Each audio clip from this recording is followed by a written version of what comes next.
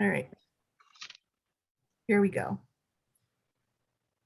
So today we are on to part 2 of our hopefully one and only series in this class on mixed bag musings.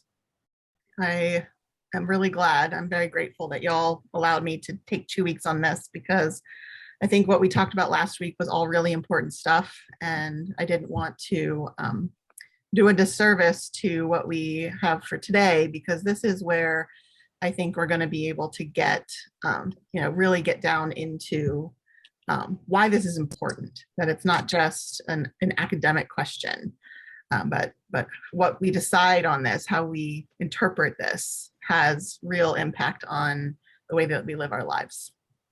So, yes. I'm sorry to interrupt. Should we have our Bibles? No, you don't need Bibles this week. Okay. Okay. We did all our Bible studying last week, and I have a Okay. couple of verses, but I have them on the screen for this time. Okay.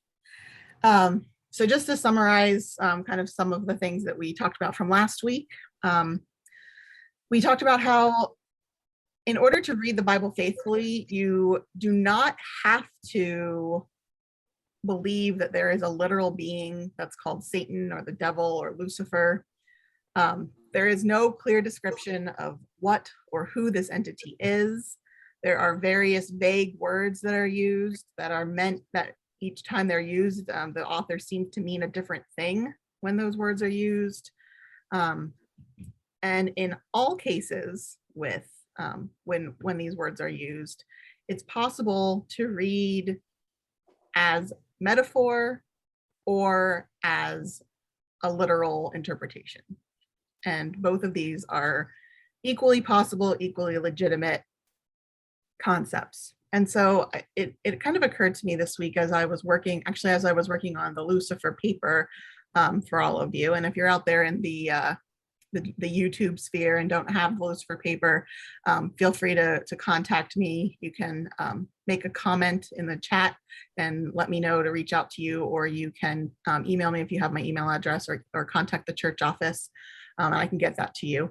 But I want to make it clear that I have my opinions on these things, obviously, and I freely share those with you. Often at the end, although on this particular issue, I've kind of come out of the closet previously on this issue. But I emphasize more heavily the metaphorical side of the interpretations, not because I want to convince you necessarily of my position, but because I want to show you the alternatives to what is generally accepted. That the assumption in our culture is that Satan is this character, and so we grow up with this, and it's kind of part of our cultural psyche. And so what I'm trying to do, and this is true, across the board with all of our classes, I'm not trying to convince you of a particular perspective, but what I want to do is highlight to you the alternative possibilities. And so often I downplay or don't spend as much time on the kind of standard interpretation or the standard position on these things. And that's not because I don't think that those standard positions, can't faithfully be carried, but I think because we kind of already know a lot about them, because they're the standard position, right? They're what's taught to us as we're growing up. And so I spend a lot of time on the alternatives, not because I want to always convince you of a different way, but because that's not something that we're often as familiar with, because it's not kind of the assumed position that most of us have learned and kind of take from our culture. So I just wanted to make sure that was out there. I say things similar to that, I hope often enough, but I just wanted to reiterate that in terms of this particular topic and all the topics that we cover. So we talked last week also about how there are no clear motives for the devil in the Bible. Why is he or it doing these things? What's the point? What's the motivation? And then we also talked about how it is possible to interpret the devil as the personification of evil, or possibly, or even as an attempt to explain the unexplainable. If the devil isn't real, where does evil come from? If the devil isn't real, why do I feel tempted to do things that I know are wrong? if the devil isn't real, why do bad things happen to good people? And so we can read this as the answer to those questions, or we can read this as, these Bible authors attempt to explain possible answers to these questions. But it's also possible, harder, but also possible to come up with different explanations and reject the idea of the devil. And so today what I want to do is talk about some of those topics that I've mentioned and a couple others, and kind of explore together what it means to answer that question if you assume that the devil is real and active, and what it would mean to explore that question and answer it if you kind of take the metaphorical perspective on the devil, that the devil is not an actual physical being or spiritual being, but a metaphor, kind of created tool for talking about things that are difficult to talk about. So any questions or comments about anything from last week that you want to make sure we talk about today before we hop in? Okay.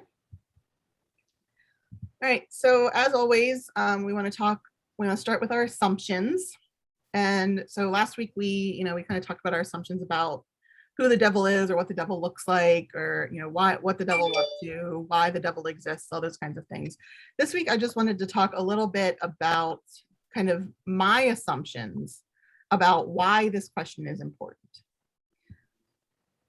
I believe that our interpretation of the devil affects a variety of other areas of our theology and our our spiritual existence. I think that our understanding of the devil affects our relationship with God. Who is God in relationship to me? It affects our understanding of ourselves. Who am I? Do I have free will? What is my role in the world? What am I capable of? What am I capable of through God or by myself? Who am I? Our understanding of the devil affects our understanding of Christ. What is it that Jesus did on the cross? What is it that Jesus continues to do in and through us in our daily lives? And our understanding of the devil affects our relationships with other people. Who is this person? What are their motivations? Do they have the capacity to decide what they are or are not going to do? Or do I look at this person and say, oh, well, I don't agree with you. I don't like what you're saying. And I believe that the devil is real and active and has the capacity to, enter into your mind and take over your body and your soul. And so I'm going to dismiss you as someone who has been, overcome by evil and overcome by this entity. That kind of interaction with people can be incredibly harmful, and it's an easy way to dismiss other people, especially when we disagree with them. I'm not saying that believing in the devil automatically requires you to interpret that way, but that's a possible way to move forward. And so our understanding of the devil has an impact on all of these different areas of our lives and our relationships, with God and with other people. So comments on any of that?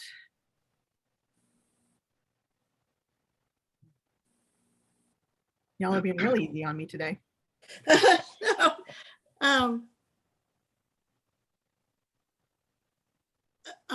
Okay, I'm kind of struggling with how our interpretation affects all these different relationships.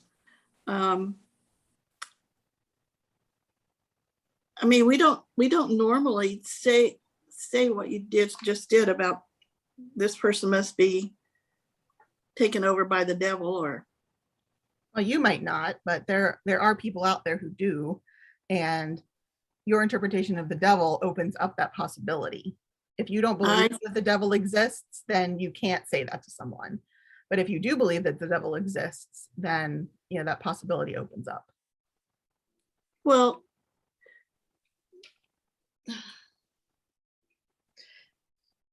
it's like mental illness, I believe, used to be interpreted, well, probably still is in some places, being interpreted as the demonic possession, or the devil made you do it, that kind of thing. Mhm. But we know that it's mental illness. You have to search to justify the actions. Well, you can't justify the actions, but to explain the actions of a serial killer, or some other really truly evil person. I mean, there really are evil people, but where does that evil come from? Is it in their brain? I read one time a quote from somebody that said, the most horrible thing that has ever happened in the world, we are all capable of doing that. Yes. And that scared me to death. It's like, oh no, so what keeps us from doing that evil? Mm-hmm. I don't have any answer. I Good mean, question. Good question.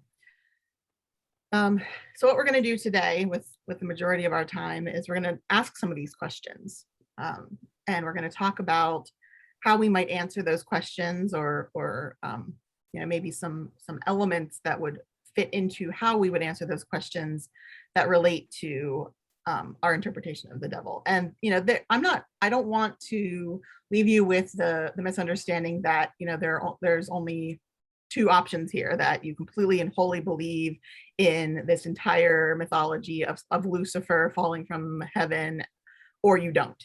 There are many different ways to understand this. You can read different passages and believe that they are early and flawed understandings of this real spiritual being, and so you don't buy into the Paradise Lost kind of mentality, but that you do still believe that there is this spiritual being in the world.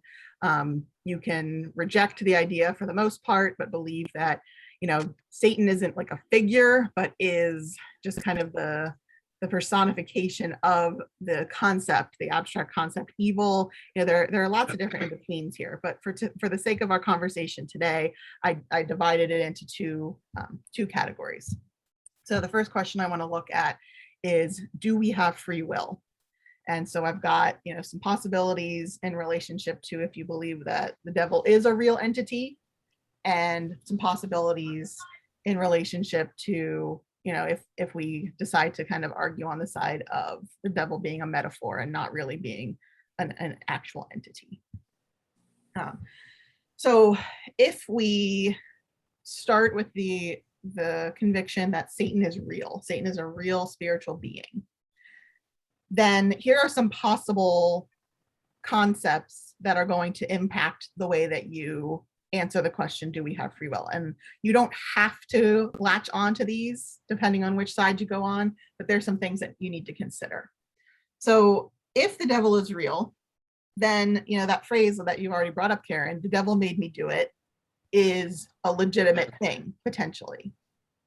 That the devil is out there trying to trick you or even force you into committing sin. Satan is a force outside of yourself that is, depending on how much power is ascribed, can either use cunning to get you to do things, to choose to do things, or can use force to make you do things that are wrong, that you don't even want to do. And so in relationship to this question of free will, do you have free will? Well, not when the devil is forcing me, not when I am, possessed by the devil or some kind of demon. I don't have free will. So that changes the way that we interpret this question. The idea that God and Satan are equal forces comes to play here. And why that would be the case, perhaps God can't fully overcome the devil. The devil is powerful enough to put up a good fight against God. Or perhaps you could say that the devil is allowed by God to play these games, that God is strong enough to defeat the devil, but chooses not to, which brings up additional, I think, challenging and troubling questions about who God is and why that would be why that kind of thing would be allowed, under this premise that Satan is real. And so in that case, if God and Satan are kind of battling it out, then what is our role within that spiritual war? Do we have legitimate free will to make choices with what we do with our lives, or are we just kind of pawns in this cosmic battle, or something in between, maybe? I think within this category, the ascribing the goal of disrupting our relationship with God would be appropriate, to ascribe to the devil. That perhaps our greatest our greatest capacity for free will is when we are in full and meaningful relationship with God and can understand to the maximum capacity that our human brains can understand how the world should be, what the world should look like, what God's good will is for the earth, and then make our decisions based on that. But the devil is out there trying to trick us, trying to deceive us, trying to disrupt our relationship with God, so that our choices are skewed, our decisions are marred by misunderstanding and this this broken relationship that we have with God.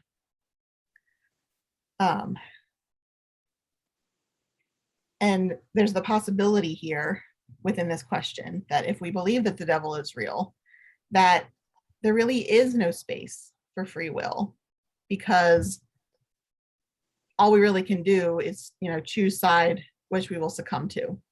Sometimes, though, sometimes we read in the Bible and have as part of our culture the idea that the devil is so strong that we have no choice.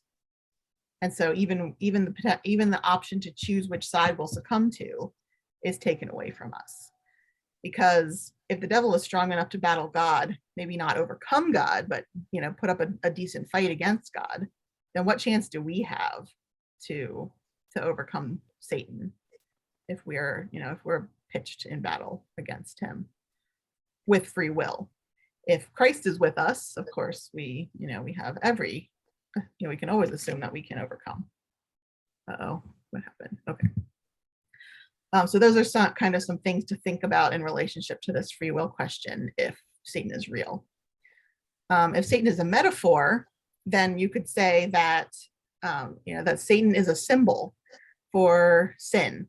It's the personification of evil that exists in our own hearts and our own minds, that make us act and think in selfish ways rather than from the perspective of God's love. So when I was asked this question, it came along with the sub question of if the devil isn't real, then who tempted Jesus in the wilderness? And so from this perspective, Jesus, as a human, as a full human, had free will to choose what he was going to do, but he had an internal struggle.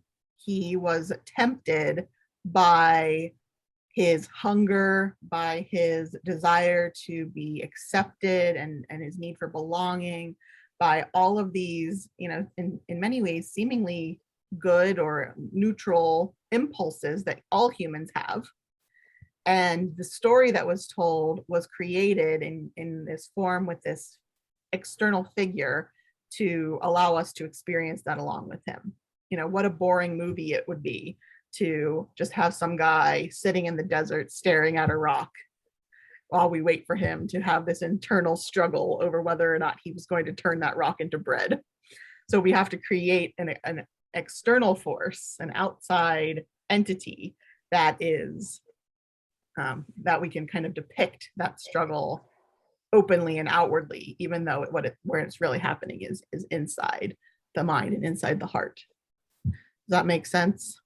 Yeah. As a possible interpretation. That makes a lot of sense. Yes. I think within this category of do we have free will, the metaphor metaphor of Satan really resonates with me, because I feel that by ascribing our bad choices, by ascribing our sin to Satan, we are pushing off responsibility. We're rejecting Yeah. responsibility from ourselves, and we're putting it onto this creature that's outside of us. And I Right. think that's, it makes sense. That's what you want to do. It's easier to do that than it is to take personal responsibility for our actions. To And blame somebody so- else. Right. I can blame somebody else. The devil made me do it, right? It wasn't my fault Right. that this happened. We start doing it from a very early age with our siblings or, our Yeah. classmates. Oh, I didn't do that. My sibling did it, or they told me to do it, or what have you. I mean, Right. Adam and Eve, oh, she told me to eat that fruit. I didn't want to, but she told me to. So we're constantly, trying to push that responsibility off on others. And so one of the reasons why I fall on the, Satan isn't real side is because it's just too convenient for me to, to have this entity out there that I can kind of sweep my sins, sweep my bad choices under the rug and say, oh, well, that wasn't me. That was Satan working in me. I'm a good person. Well, we know as Lutherans that we are not good people. We are, if at the heart of it, we are exactly what we say Satan is. That is who we are. And so on this side, instead of it being kind of this cosmic battle between God and Satan as equal, equal partners in the battle, or almost equal partners, instead it leads to kind of just us versus God. We are trying to battle against God. And the only reason that our evil hearts can seem to overcome God is because God has patience. God gives us the space to screw up. God gives us the space to work out for ourselves what it is that we're doing in this world and the consequences of our sins. And we talked before in a previous session about God's patience and wisdom and how those two things kind of fit together. And so that, to me, that fits better with who I believe God to be. I don't think that God is incapable or unwilling to defeat sin. I think God knows that the source of sin is us and is giving us the space to exist, even with the sin, even with the harm that it does, even with all the suffering. And we're going to talk too about evil and suffering in a minute, so I won't go too far into that right now. And I think, additionally, kind of going along with the rejecting of responsibility, if I didn't do it, then I don't have to feel shame or guilt about the things that I've done. We can kind of project out from ourselves these feelings because it wasn't me that did those things. But I think ultimately, I think it's about our denying the image of God. If you kind of take Satan out of the equation, and we have to figure out, what does free will have to do with us and our relationship with God and sin and how the world is. I think that there's a possibility that one of the interpretations of the image of God, what does it mean that we are created in the image of God, is that we are capable of making choices. We are capable of creating even things that God doesn't like or God doesn't want. God has invited us into partnership in creation. And we, by sinning, we contradict God's creative order. We uncreate the world that God has created, rather than living out our creation in the image of God and participating in God's creative act by using the gifts that God has given us to create further, to enliven the creation that God has already created. And so removing Satan from the equation of this question, I think, is really helpful to me to kind of get at, who am I, and what is my relationship to God? What is my call? What is my responsibility as a creature that has been given this image of God that no other creation has been given? So that's that question. Comments on any of that? I think that makes a lot of sense. That, we don't want to think that we're capable of doing really bad stuff, and so rejecting the responsibility, I think that's the key there. No, I don't want to be responsible for that. Yeah. Have you ever seen any of the home videos that were discovered of Adolf Hitler? No. When they first were discovered, they were really popular on like the History Channel and that kind of thing for a while. Some people were colorizing them so that they came out even, more realistically. And it is some of the most terrifying footage I have ever seen in my life, because it isn't the angry dude with the mustache with the arm up and the screaming and yelling and pontificating on the lectern into the microphone. It's just a guy playing with some dogs, talking to some children, smiling at his friends. He's a person, and knowing what this person and his cronies were capable of and the suffering that they caused just kind of cuts you like a knife. And like you said, Karen, makes you realize what your heart is capable of. Right. Gosh, that would be terrifying. Thanks for the warning. I won't watch it. All right. Are we ready to move on to the next question? Yeah. All right.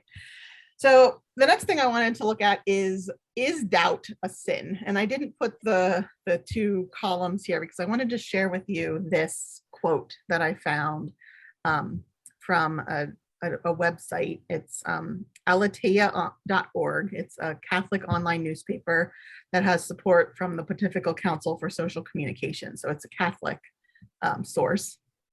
And this article I found had this quote: Satan's most dangerous weapon, however, the one that doesn't make it into Hollywood scripts, are the lies he tells us every day. How many of us have wondered at a low point in our lives if God really loves us? Sorry, I mistyped there. If God really loves us. Perhaps our suffering has made us wonder if he exists, or if he does exist, or if he does, that we're not good enough to be loved, or he is keeping us from the things that would make us happy. These are powerful lies designed to keep us from a loving relationship with God. So the idea of doubt being something that is sown by Satan, something that is sin, something that is contrary to our loving relationship with God, something that is contrary to our being who God created us to be, I think is one of the most nefarious lies of modern Christianity. And this is my take on this. I don't believe in Satan myself, but even if I did, doubt is not a curse from Satan. To me, doubt is important. Doubt is a part of the process. We ask ourselves when we have those feelings of doubt, where are these feelings coming from? Where are they coming from? Why am I feeling this way? And we struggle, we suffer because of these questions, because of these experiences that make us wonder. But I think the doubt itself is important. I think that our feelings of doubt come from us because of the reality that even though we are members of, God's children, God's family, that through Jesus Christ, we are saints. We are simultaneously still sinners. And because of that, our relationship with God is imperfect and damaged. And so those doubts arise. So they do have something to do with sin. But I don't think that doubt is in itself is bad. I think it's part of the process of growing away from our sin and into a deeper and more loving relationship with God and a better understanding of who God is. I'm not trying to say that God causes suffering in our lives or in the lives of anyone else, because I don't believe that. But what I do believe is that the doubt that comes from those experiences is not a curse from Satan. It is our natural response to our suffering that, if used properly, allows us to grow in faith over the course of time. If we never asked a question, if we never doubted once, how are we supposed to change? How are we supposed to grow? If you can't ask a question, you're never going to get the answer to that question. And so I think that the idea, I think that this quote, it's ironic because this quote is claiming that Satan's most dangerous weapon is doubt. But I think that this idea of these people is Satan's most dangerous weapon, if Satan is real. The idea that doubt belongs to Satan is incredibly harmful. Additionally, something that I have learned since moving away from the more conservative evangelical side of Christianity is that the idea of the personal relationship with Jesus, the requirement that you say the sinner's prayer or that you personally have the right perspective and the right attitude all the time, is incredibly harmful to your relationship with others and to the community. Because I have found that in communities that don't have that heavy emphasis on that personal relationship with Jesus, that they focus more on what the community is doing, there is so much more grace. There's so much more room for us to carry each other through times of doubt. So that, yeah, maybe today I can't believe in God. I don't have any faith. But the thing that connects me, the thing that keeps me touching the church, is the people who are in that church who can hold that faith for me until I'm ready to come back around and start asking those questions again and start keeping that relationship going. I think that the reason why more people leave the evangelical churches over the course of their lifetime than leave the mainline churches is because the only connection they have to it is God. And if doubt starts creeping in, then they have nothing to hold on to. And so to me, I think it's fundamental that we try to stave off that idea that doubt is bad. Doubt is part of the process, and doubt is something that we walk through together and that we hold each other through and that we support each other in so that we can all continue to grow. So there's my sermon for the day. I get really worked up about this, obviously. So questions and comments on this particular question about doubt and Satan. Well, I think that doubt can happen many different times over the course of your life, but I also think that the doubt can bring you to other people, so you can have, with questions, a good friend or whatever, you can develop more of a relationship with others when you can talk. It can bring you to prayer, as it does me, more often. So not more often, but at that particular time.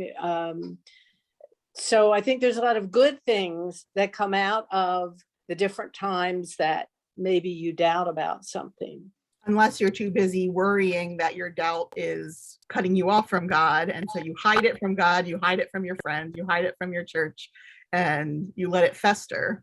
And that's what this is saying, Oh, okay. Yeah, I don't know where where or when I read this or heard this, that, God's strong enough to take anything you throw at him. So if you have questions, or you are angry, or you somehow feel separated from God, which is a sin, of course.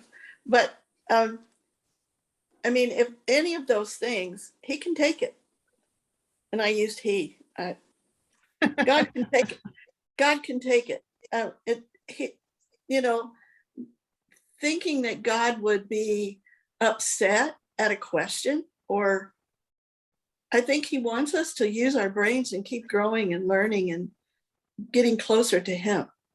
Yeah.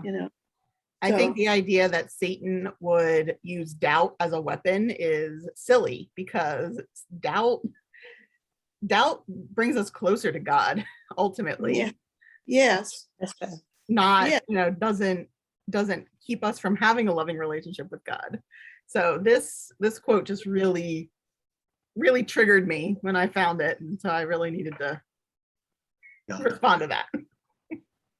My Well, doubt, my doubt doesn't come with God. When I have doubts, it's really more with myself, that I doubt myself, and not my relationship with God. But I doubt that if it's a really bad situation, I doubt myself and try to gear up so that I can handle the situation with the Lord, because I definitely am a believer that I have to do something too. I can't sit on the curb and say, Lord, do something about this particular situation. I feel that I have to start down a path. And if that is not the right path, there will be a rock there that tells me, go back, Ben, you're on the wrong path.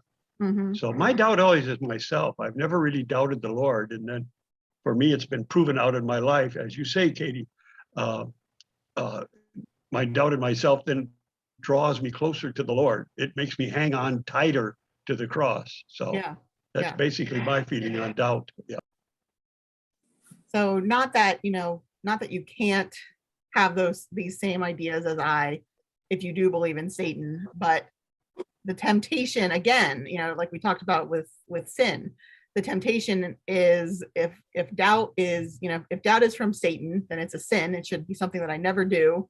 And so then the temptation is to, hide it, to try to push it off, or to avoid talking about it, to avoid revealing it to God, as if we could do that, avoid it, sharing it with our friends, avoid allowing them the opportunities to support us and to deepen those relationships. Whereas, if you kind of eliminate the possibility of Satan, then just like with your own sin and your own, the evil that resides in your own heart, you don't really have anywhere for it to go. You just kind of have to deal with it. You have no choice in the matter. So that impacts, so our understanding of Satan impacts this topic too. Anything else before we move on to the next one?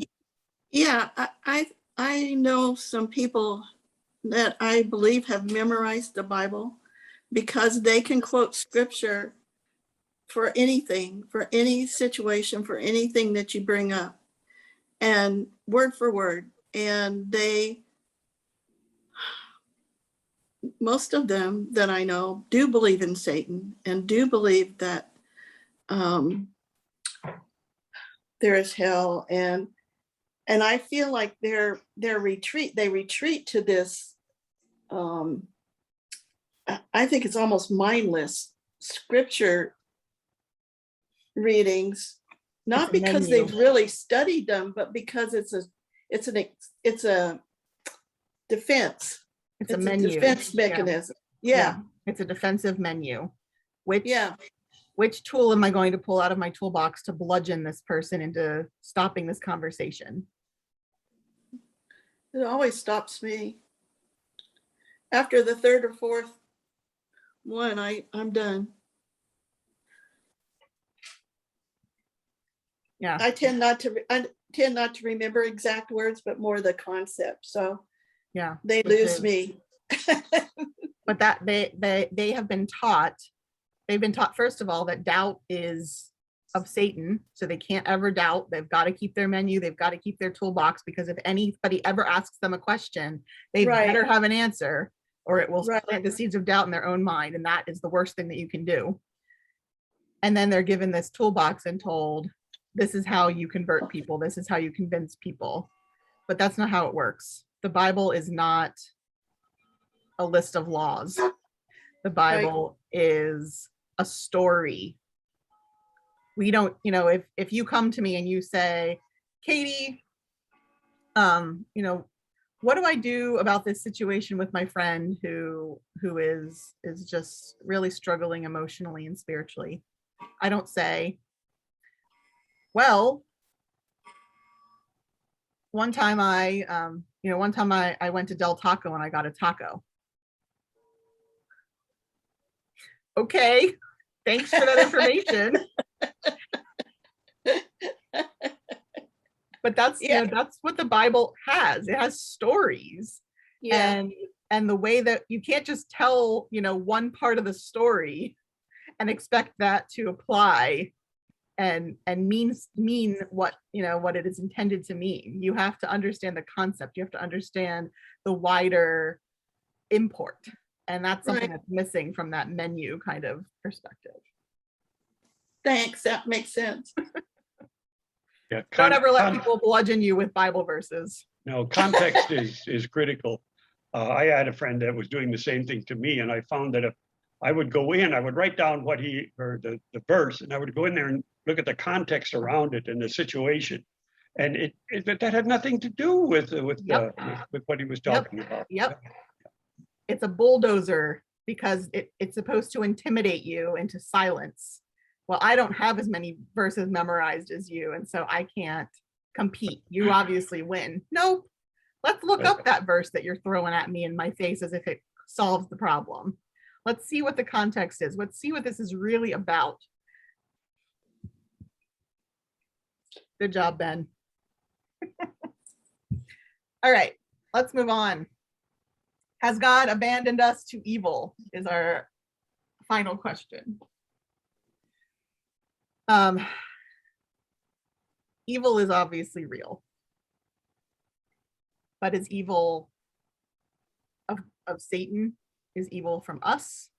Has God abandoned us to evil? When we're thinking about this question, if we come from the perspective that Satan is real, then it threatens to reduce what Christ accomplished on the cross. Jesus said, "It is finished." And so the idea that Satan continues to hold thrall, that the world still belongs to Satan, is troubling in relationship to who Christ is and his accomplishments for us. The idea that God either can't or won't fix it, won't get rid of this evil. The idea that Satan is the new ruler of this world. God created it, but because sin came in, God had no choice but to abandon it. And so Satan got to take over in the power vacuum. That doesn't make any sense if you think about it. Why would God do that? God loves us. God would never abandon us. God called this world good.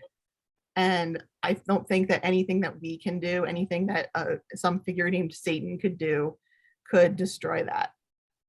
Is it what it's supposed to be? No. But is it still good? Yes. I think the fundamental goodness of the world does not go away with the advent of sin. But if the world is good, then it can't be owned by evil, by bad, by Satan. God created the world. It belongs to God. God has not abandoned us. But if we get rid of the Satan out, so to speak, if we just think about this from that perspective of no Satan involved, then the world still belongs to God. God has not given us up to evil and sin, but it still exists. And so now we've got to grapple with this question that theologians call theodicy. Why do bad things happen to good people? Why does evil exist, even though Christ has already accomplished salvation? And so this kind of brings us back to some of the conversations we've previously had in this class. It brings us back to the theology of the cross. God has not abandoned us. This world does not belong to Satan. It's obvious if you look around you. God has very clearly been active and incredibly active in intervening on our behalf, in working among us and through us as humans over the course of history. And then, of course, that culminated in the arrival of the God-man, who entered into the world to live among us, to show us what life should be like, and then died on our behalf. And all of that is completely ignored, completely rejected by the idea that the world belongs to Satan. Again, you don't have to not believe in Satan to believe that the world doesn't belong to Satan, but just some of these tropes that are related to Satan can be incredibly harmful. Kind of bringing us back around to our question of free will in relationship to the question of evil and this theodicy thing. If God had created us and we didn't have legitimate free will to legitimately choose our way, then we wouldn't be creations. We would be the creator. We would be God. We would be part of God's consciousness. So in order for there to be something that is not God, that thing that is not God has to have its own will, its own ability to choose. And so that's how God created us. God created us and said that we were good.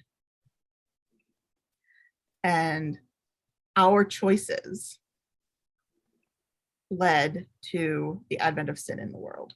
We chose what to create. We got to be co-creators with God. And what did we choose to create? Sin, suffering, selfishness. But God, through Jesus, has created other options for us.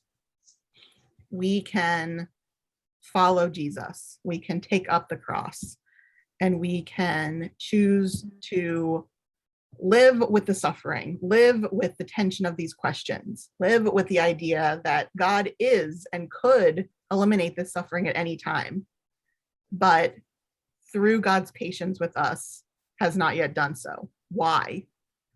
When is it going to be enough? Whenever something really, really bad happens, it's not just, oh, well, yes, I get it. God wants us to suffer a little bit so that we can learn and grow. When a hurricane destroys an entire island, or when a fire reaches 1 million acres, or when a flood takes out entire towns and kills hundreds of people, we can ask these questions, and it's legitimate. It's part of that doubt process.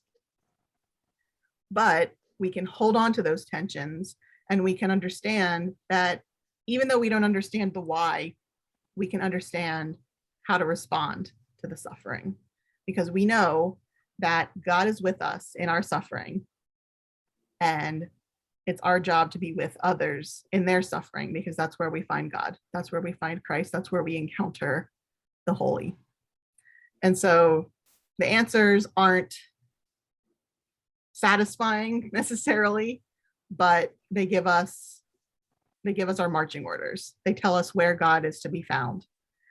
And like I said, you don't have to not believe in Satan to come to these conclusions, but again, without the Satan option on the plate, you have no choice but to go in this direction, I think. And so eliminating the concept of Satan is an interesting, even if you don't decide that you are going to, follow me down this path, it's an interesting exercise because it opens up interesting possibilities. So questions, comments on this one?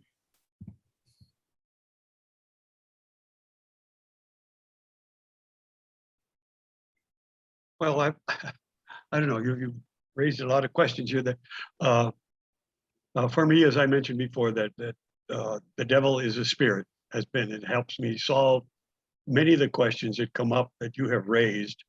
I believe that when Christ says it is finished, he's talking about his work that he came down to do, not necessarily the end of any particular thing in our lives. I also believe that we are constantly being tested by God.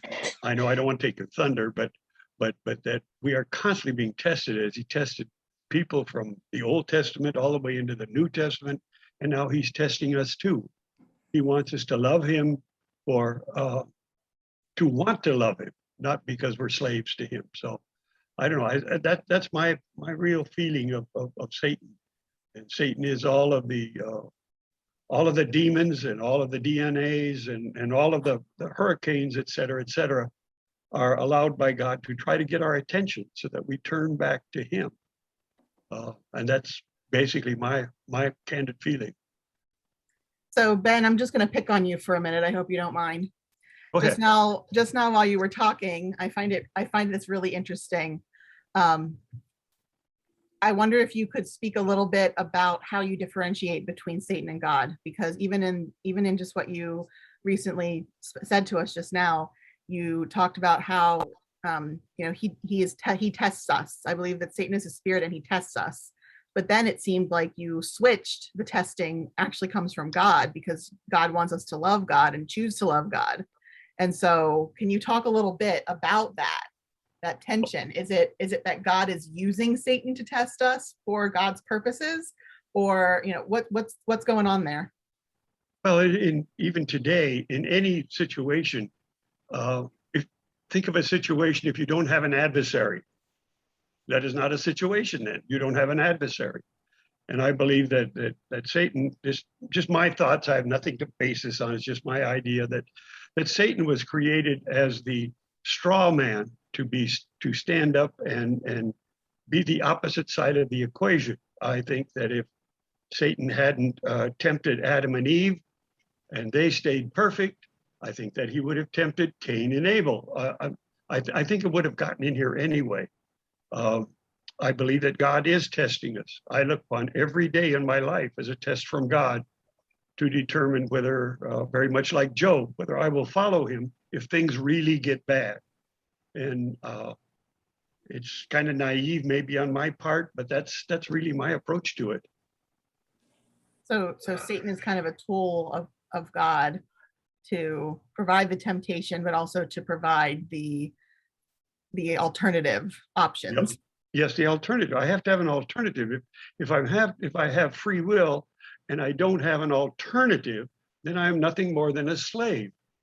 And I think Satan is the spirit that is the alternative to God, not equal, not nothing of that nature, but just that he is here, he or she is here to be the foil to try to make us not love God and believe in him.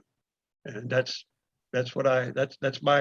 my lifelong statement has been that I'm constantly every day being tempted. And I wake up in the morning thinking, how are you going to allow this other spirit to tempt me today?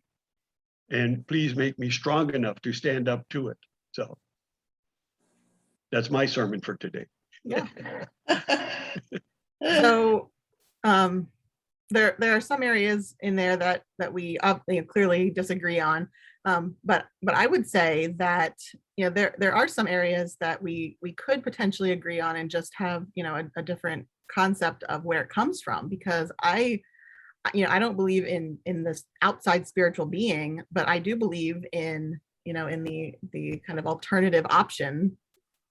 I just happen to believe that the alternative option comes from myself, comes from my own wickedness, my own penchant for selfishness and self-centeredness and making choices that are going to give me immediate gratification and pleasure, those kinds of things. So I don't think we're quite as far off as it might seem. Well, I would, as I say, that my only comment to that would be if you accept that for yourself, Katie, then that the evil that you do comes from me, The good that you do, where does it come from? God. Well, okay, but to me, that's a difference there, that if you take one, to me, you have to take the other. I'm not arguing, debating, or anything. We have our beliefs, and this is an emotional situation. I'm just kind of putting my cards on the table, I guess you Yeah. say. Yeah. I have a very simple faith. I don't have an intellectual faith at all. So these things candidly don't mean a hoop to me, as my dad would say. My primary theology is Jesus died for me and took all my sins to the cross with him, and I'm saved there. And everything else is secondary theology. It doesn't make any bit of difference with what's going on. So that's my addendum. The postscript to today's sermon. Anything else on this?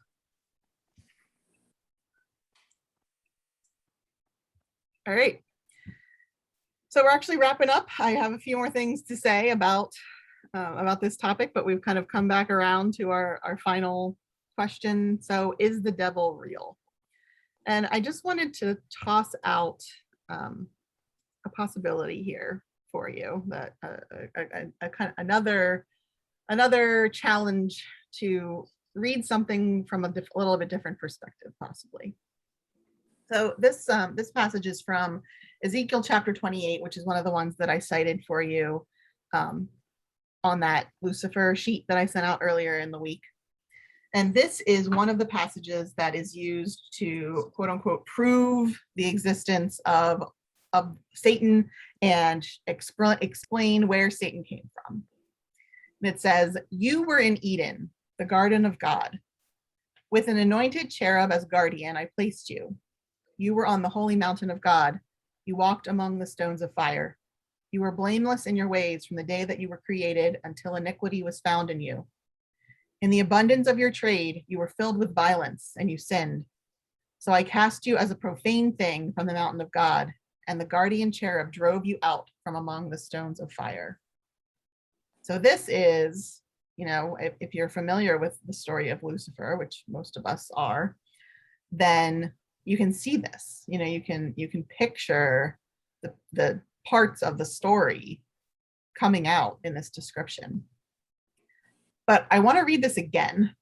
And this time, instead of thinking about Lucifer, I want you to think about the story of creation and fall and Adam and Eve. Don't think about the serpent as Satan. Think about Adam and Eve. You were in Eden, the garden of God. With an anointed cherub as guardian, I placed you. You were on the holy mountain of God. You walked among the stones of fire.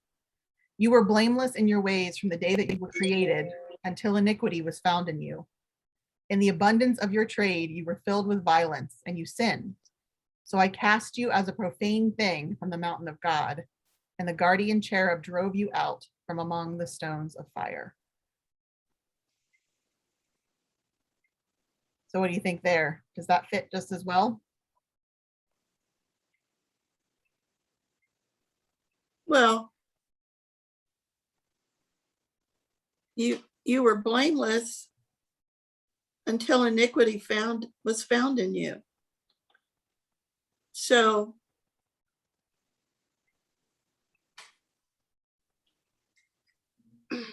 God made us with the sin and all that already in us. I mean, we were created to be both good and evil. Or we were created with the potential to be evil.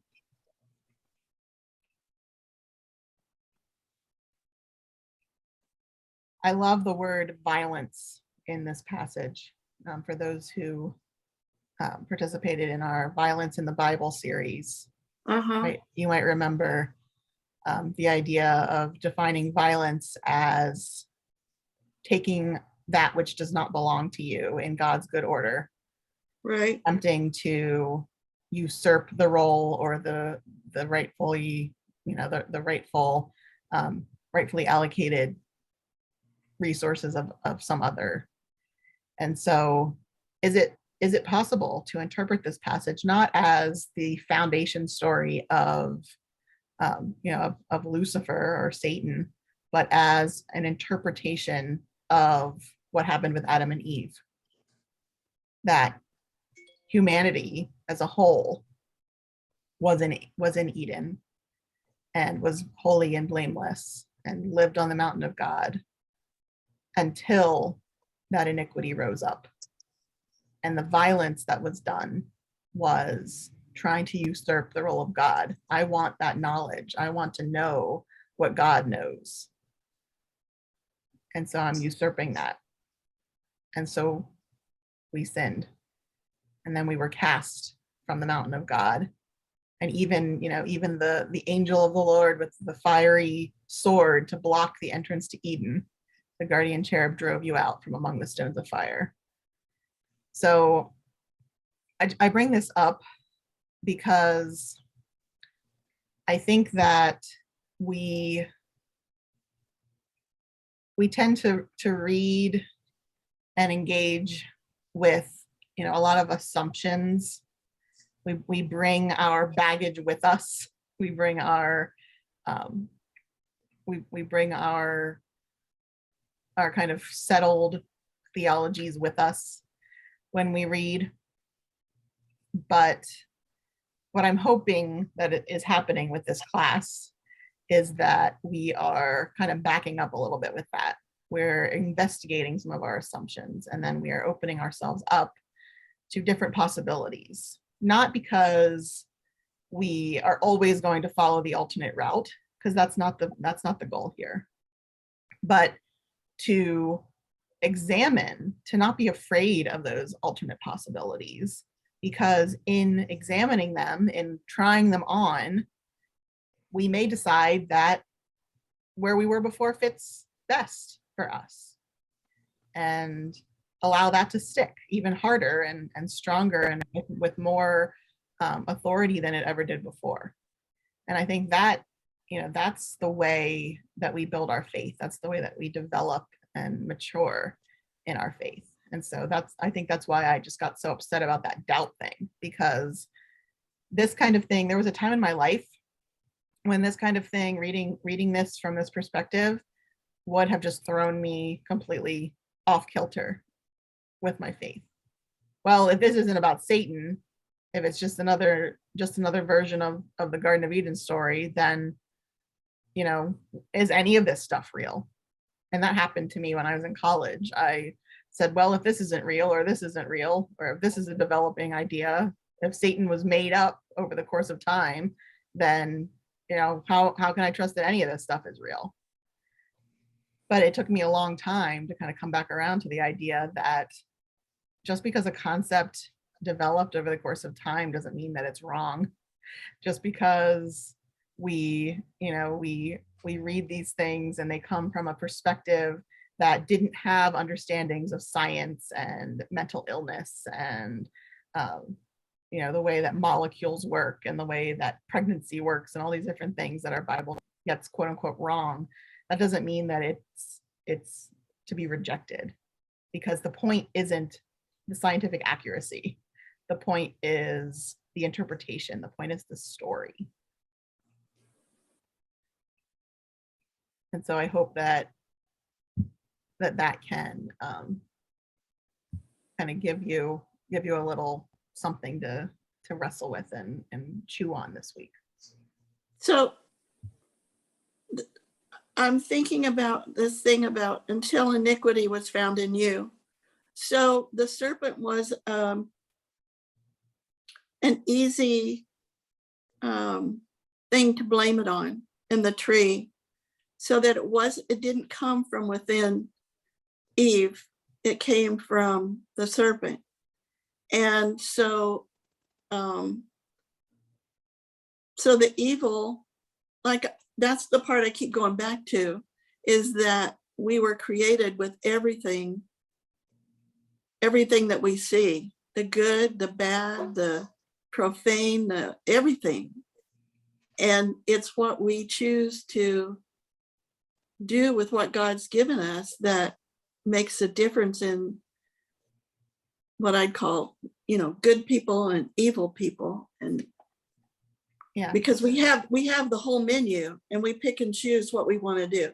If Is that right? we were created with choice. I wouldn't use the words God created all of those things as options. I would say we were created with choice. We were created with the capacity to create or to destroy. Okay, I got it. And we chose to destroy. Okay. I was really struggling with that for a minute. That's how I would frame it. Yeah, okay. Thanks.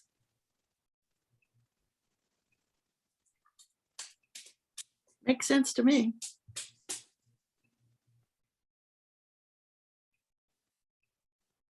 All right, so kind of wrapping it up here. I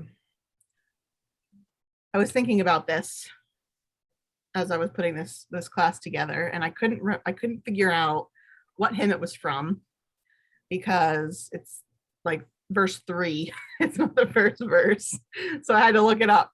But this is pretty much Isaiah 41 verse 10, almost verbatim. It's just adapted slightly to fit into an English rhyme and rhythm pattern.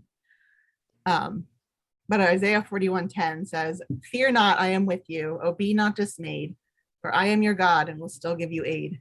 I'll strengthen you, help you, and cause you to stand, upheld by my righteous, omnipotent hand."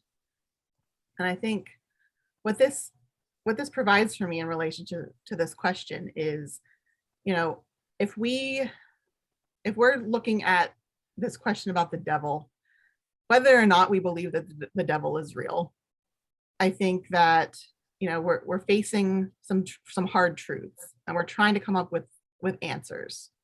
And to me, the easier answer is that there's this outside force. The harder answer is that I am creating this, that I have responsibility for this, not necessarily even as an individual person, but as someone who exists within the structures of sin and the institutions of sin that we have created for ourselves as a society, that benefits in some ways from those things, that is hurt in some ways by those things, but just our very existence, the fact that we have created a world where we raise up creatures that can feel pain and have an impulse to live, just so that we can cut them down so that we can live instead, is part of sin. Is it wrong for us to eat, to want to continue to live and exist? I don't think so, on the face of it. But the way that we do that is part of that structure of sin that has come into the world, that we don't have the choice but to destroy in order for us to not be destroyed. And that's not that's not my fault, that's not your fault, but that's part of living within that structure of sin. And so it can get overwhelming. What can I do? What am I even supposed to do about this if I want to be a good person, if I want to try to live into what God really wants for the world and for me. And so this verse just kind of kept popping into my mind as a truth that I think we can cling to, that kind of takes us all the way back to some of the conversation we were having, that God has not abandoned us, that whether or not you believe Satan is real, exists as an entity, is irrelevant to the fundamental truth, which is that as we approach issues of suffering and sin and death and evil, God is there. God is strengthening us. God is protecting us. God is walking alongside of us. And especially as Christians, God is there with us in the midst of that suffering, crying with the brokenhearted, shouting with the angry, and participating in that slow revolution of the world, redemption of the world that someday will come in full. So that's kind of the hope that I bring out of that. conversation. Any final thoughts from anybody? We did good today. I received an email from someone, and it's about is reality an illusion? And it's from a professor. I can't remember what university he's from. His name is Westerhoff. Have you ever heard of him? Mhm. He's a professor on Buddhism. And in this little spiel that was sent to me, it said that we create our own reality. And he likened it to dreams, in that sometimes we don't know which is real, the what we think is reality or what was in the dream. It's like we can get that confused, but that basically we create our own reality. And that, I think, is what you've been saying all morning, is that what we believe and so in that sense, what we create for ourselves is how we relate and interact with the rest of the world. Am I right? Yeah, I'll have to, that's an interesting take on it. So I'll have to chew on that a little bit, but my initial response to that would be, yeah, in some ways, I think that's what I'm saying, that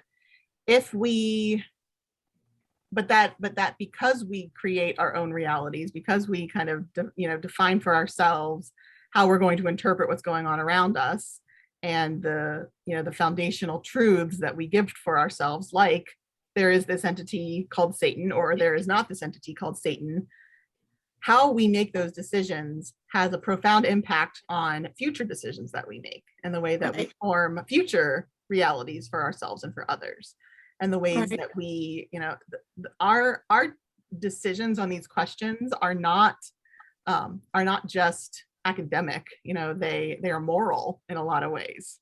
Right. How does our belief in the existence of this entity called Satan, how does that impact the way that we respond to someone who is standing on the street screaming bloody murder in traffic? Do we look at that person and say, you're weak, Satan has taken hold of you, you have evil in you? Or do we say, your brain chemicals are imbalanced and we really need to get you some medical help? Or do we say, there are other options too. Those are just two possibilities. But yeah, I think that's interesting. I'll have to ponder that a little bit. Well, I had to listen to it twice, and I still don't think I understood what he was saying. Any other comments, thoughts?